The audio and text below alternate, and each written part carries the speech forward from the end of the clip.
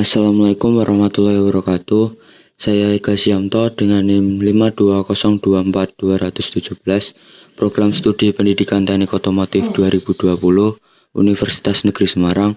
Pada video pembelajaran ini, saya akan membahas mengenai komponen dan cara kerja transmisi manual sinkronis. Pembahasan yang pertama mengenai komponen transmisi manual sinkronis. Dimulai dari input shaft. Input shaft merupakan poros input tempat mengalirnya tenaga mesin dari komponen kopling menuju roda gigi atau gear di dalam transmisi.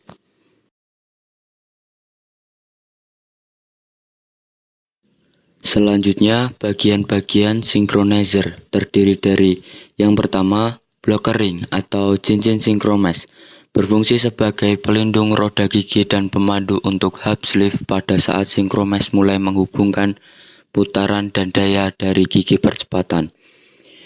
Untuk yang kedua yaitu insert atau shifting key, merupakan komponen yang berfungsi untuk mengunci hub sleeve saat mencengkram roda gigi percepatan ataupun saat kembali di posisi semula pada clutch hub.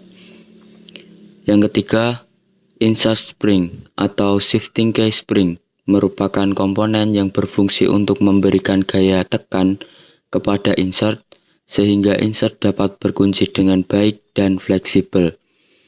Yang keempat, clutch hub merupakan komponen yang berfungsi untuk meneruskan putaran dan daya dari hub sleeve menuju poros output transmisi manual tipe sinkronis. Yang kelima, hub sleeve adalah suatu bagian sinkronis yang dipasang di bagian luar diameter clutch hub yang dicengkram oleh garpu pemindah atau C-fork. Komponen selanjutnya yaitu C-fork dan C-linkage.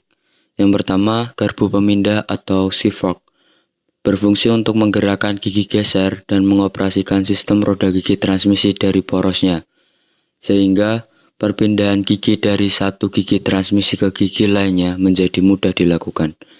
Yang kedua, C-linkage atau tuas penghubung merupakan komponen yang bertugas untuk menggerakkan garpu pemindah gigi atau C-fork sehingga garpu pemindah gigi dapat bergerak untuk menghubungkan gigi transmisi. Selanjutnya ada tuas transmisi.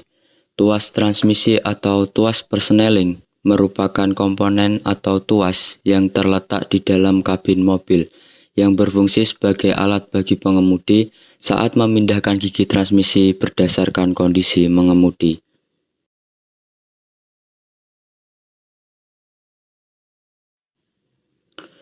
Selanjutnya yaitu gigi percepatan.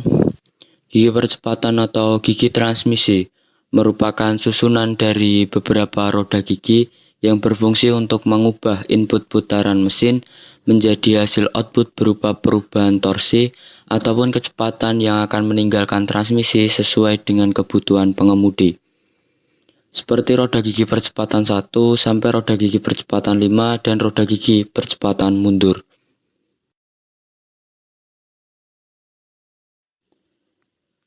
Komponen selanjutnya, output shaft. Output shaft merupakan komponen berupa poros yang akan meneruskan tenaga putar mesin keluar dari transmisi menuju ke propeller shaft.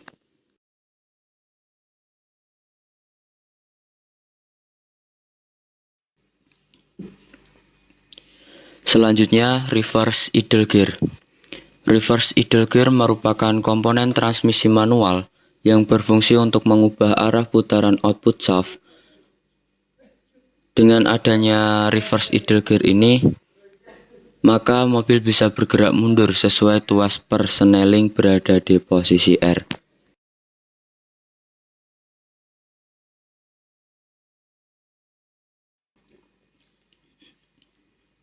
Selanjutnya dan yang terakhir ada counter gear and shaft. Counter gear and shaft merupakan gigi penyambung yang akan menyambungkan putaran mesin dari input shaft menuju ke masing-masing gigi percepatan. Fungsi counter gear adalah untuk memindahkan tenaga putar dari input shaft ke gigi-gigi percepatan sesuai dengan penggunaan gigi yang dipilih oleh pengemudi. Counter gear ini umumnya dibuat menyatu antara gear dan shaftnya dan dipasang pada transmission case. Pembahasan yang kedua mengenai cara kerja transmisi manual sinkromes, posisi netral, gigi 1, gigi 2, gigi 3, gigi 4, gigi 5, dan gigi R atau mundur.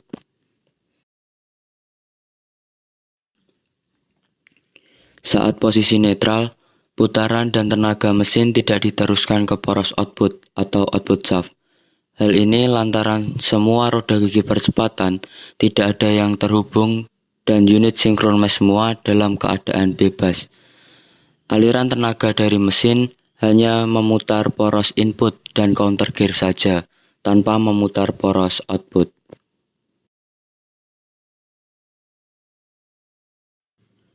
Posisi gigi 1 adalah saat posisi tuas berada di angka 1 pada diagram tuas transmisi. Hal ini akan menarik tuas ke belakang sehingga akan mendorong si fork dan membuat gigi synchronozer untuk gigi 1 bergerak ke depan.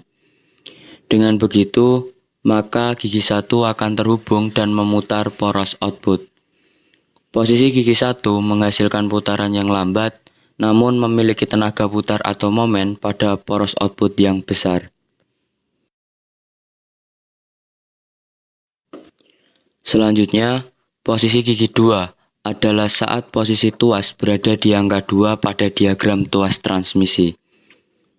Posisi gigi 2 ini akan mendorong tuas ke depan dan menarik si fork ke belakang sehingga gigi synchronizer terhubung dengan gigi 2. Dengan begitu, maka gigi 2 akan terhubung dan memutar poros output. Posisi gigi 2 akan memutar poros output lebih cepat dibanding posisi gigi 1.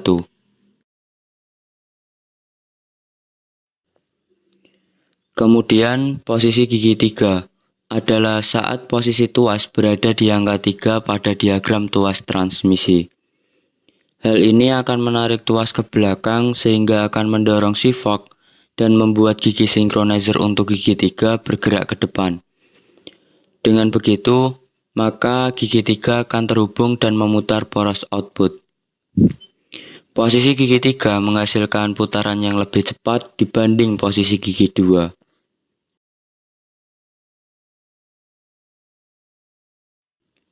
Selanjutnya, posisi gigi 4 adalah saat posisi tuas berada di angka 4 pada diagram tuas transmisi. Posisi gigi 4 ini akan mendorong tuas ke depan dan menarik si fork ke belakang, sehingga gigi synchronizer terhubung dengan gigi 4. Dengan begitu, maka gigi 4 akan terhubung dan memutar poros output. Posisi gigi 4 akan memutar poros output lebih cepat dibanding posisi gigi 3.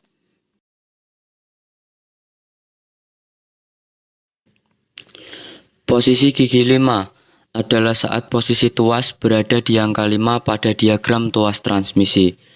Hal ini akan menarik tuas ke belakang sehingga akan mendorong si fork dan membuat gigi synchronizer untuk gigi 5 bergerak ke depan. Dengan begitu, maka gigi 5 akan terhubung dan memutar poros output.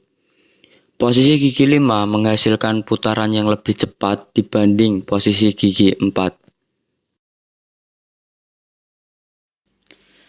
Cara kerja terakhir pada posisi R adalah saat posisi tuas berada di angka R pada diagram tuas transmisi. Posisi gigi R ini akan mendorong tuas ke depan dan menarik si fork ke belakang, sehingga gigi synchronizer terhubung dengan gigi R.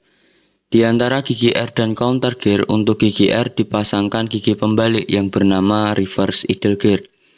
Akibatnya, putaran poros output juga menjadi terbalik dan berlawanan arah dengan putaran poros input.